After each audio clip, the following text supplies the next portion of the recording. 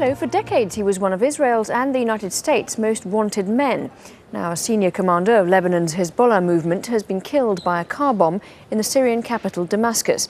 Imad Mouhnia was accused of carrying out numerous attacks against Israeli and Western targets in the 1980s. Israel has denied Hezbollah's accusation that it was involved in his death. Owen Fay reports. The Al-Manar network, Hezbollah television, interrupted programming to make the announcement. We announce to you that our fighter, Mujahid Imad Mouhnia, has joined the trail of martyrs assassinated by the enemy. Mouhnia was killed in a car bombing in Damascus late on Tuesday. Authorities say he was traveling in a car in a residential neighborhood in the Syrian capital when the bomb was detonated. On the streets of Beirut, residents reacted to the news with shock and defiance. Killing the leader Imad Mouhnia is a huge blow for the resistance and for the Shiites. But the resistance will not be weakened. The assassination is a huge loss for us, but we will continue as a resistance. This is a blow for the Shiites. Mouhnia was one of Hezbollah's most senior commanders, a founding member of the group and the head of the organization's Special Operations Unit. He was, for decades, one of the most wanted men in the world, accused by the United States and by Israel of being the mastermind behind a number of deadly attacks and hostage-takings in Lebanon. Among those attacks was the bombing in April 1983 of the U.S. Embassy in Beirut. He was also suspected of being involved in the devastating attack 6 months later on American and French military barracks in Lebanon. Hundreds of people were killed, the majority of them U.S. Marines. That attack led directly to the decision to withdraw the international peacekeeping force from Lebanese soil. At the time of the bombing, Hezbollah denied responsibility, but that denial has never been considered credible by Washington. The U.S. also believes he was behind the hijacking of a TWA airliner in 1985. In that incident, most of the hostages were released safely, but an American Navy diver was shot and killed, and his body dumped on the runway. Hezbollah has long denied Mouhnia's involvement in any of these attacks, refuting the claims made by the Americans and by Israel. But Hezbollah has announced it is blaming Israel for the attack which killed Mouhnia. Israeli government spokesmen have denied responsibility. Owen Fay, Al Jazeera. Robert Fisk is the Middle East correspondent for the British newspaper The Independent. He says there are already a number of theories as to who is behind the killing. Well, Israel's denied it. America would never accept that it did it. And I'm sure we'll hear the usual conspiracy theories, that it was people within his own organization who split with him, that Iran thought he was too hot an agent to handle, that Syria didn't want him in Damascus anymore. But there's no doubt that there's no one in Lebanon or Syria or Iran that is going to have any doubt that this was an Israeli form of assassination, whether it was actually Israelis who did it or Israelis who planned it, that it clearly is of benefit to the United States and Israel, and I can't imagine that they didn't have some hand in it, whatever they may say themselves.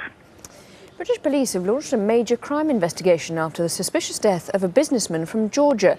Badri Patakatsishvili is thought to have suffered a heart attack in London. He'd been a candidate in Georgia's recent presidential elections, but was also accused of plotting a coup last year. Emma Hayward reports. Police inside the grounds of the luxury home of the Georgian opposition politician Badri Patakatsishvili. This is where the billionaire businessman collapsed and died in the early hours of the morning. Patakatsishvili had been living in self-imposed exile in Britain.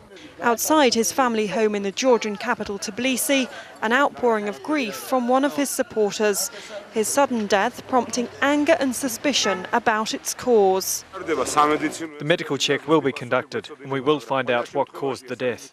But in any case, it was murder, the murder which was committed by this government. Patakatsishvili had recently been at the centre of allegations surrounding the general election. He'd led and financed an opposition campaign, but was accused of plotting against the government, and a warrant for his arrest was issued. He'd denied the allegations and recently told a British newspaper he'd been warned about a possible assassination plot. When he was asked whether he felt safe in the UK, he replied, "I have 120 bodyguards, but I know that's not enough. I don't feel safe anywhere." And he goes on to say, "I was told about 6 or 8 weeks ago, 4 people from Georgia came to London. I was told these people have been sent to do something against me." Patrick was hugely wealthy. His loss, say some, a massive blow to Georgia. It is a great loss for Georgia. We have lost a big businessman and a wealthy person who set up a fund to help poor people and was really helping them. Police in Britain say they're treating his death as suspicious. A post-mortem examination will be carried out later. Emma Hayward, Al Jazeera. Just a day after Iraq's parliamentary speaker threatened to disband parliament, lawmakers in Baghdad have finally approved this year's budget. Also passed was an amnesty law, which could see detainees in Iraqi custody being freed. Mike Hanna explains. This budget should have been passed way back in December. There has been this ongoing wrangling over its details. Basically, the delay lay in the fact that various factions within the parliament sought to further their own interests by introducing elements within the budget that would mean that everything would have to be voted on at the same time. The Sunni bloc, for example, insisting that the amnesty bill be locked along with the budget. Most of the detainees in Iraqi jails are indeed Sunni. The Kurdish faction insisting that they would boycott the vote unless they were guaranteed a 17% allocation of that budget, whereas the original legislation had them slated for 14%. So basically, all of these issues were bonded together in the budget.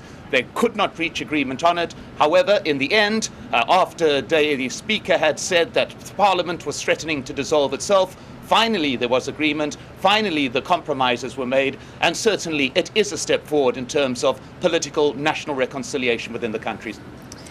Well, that success in Parliament comes as discord continues in Diyala province, where security forces are refusing to resume their duties. The so-called awakening councils, which have helped bring security to Iraq, are demanding that the regional police chief be sacked. Hoda Abdelhamid reports. The standoff in Diyala continues. The province's awakening councils continue to suspend their cooperation with US and Iraqi forces in the fight against Al-Qaeda. So far, we didn't reach any agreement with the government. We hereby announce that we continue with our suspension of all activities and our offices will remain closed until our demands are met. These Sunnis demand the removal of the province's police chief, who they allege continues to support Shia militias. As US forces continue Operation Phantom Phoenix, a massive offensive against Al-Qaeda north of Baghdad, the support of the awakening councils is essential. The tactic being to push out Al-Qaeda fighters, then hand over the security of the cleansed area to local residents. The US military has put all its weight behind these men, feeding on a wave of popular anger against Al-Qaeda that has become increasingly prevalent in large parts of the country. This, despite the fact that some in the Shia-led government are concerned about what they see as a US-sponsored militarization of Sunni civilians. We should understand, though, I think, some legitimate reservations about some of these groups. They were, in many cases, insurgent groups. It took us a few years to get past the fact that these individuals had our blood on their hands in some cases, not all cases by any means. The confrontation in Diyala underlines the precarious nature of this US strategy, one which has produced results on the ground, but has raised a loud political debate about whether the means justifies the ends. A debate that doesn't frighten the US commander. We're certainly trying with our Iraqi counterparts and partners to try to ensure that it does stay at the shouting level and not escalate to the shooting level. Although this is this country is a violent place. It has been. Tribes have settled their differences in the past with weapons. And what we hope to do, of course, is try to minimize the occurrences of resort to arms rather than resort to words. By next July, the 30,000 combat troops deployed for the so-called surge will have withdrawn. But with little political progress towards national reconciliation, the US is aware long-term sustainable security is not yet a guarantee. Any further drawback might have a negative impact. There's no intention to stop reductions. Reductions will continue. The question is the size and the pace of those reductions beyond July and how far from July we should get before trying to make the next set of recommendations. Recommendations that will be directed by developments on the ground, something no one can forecast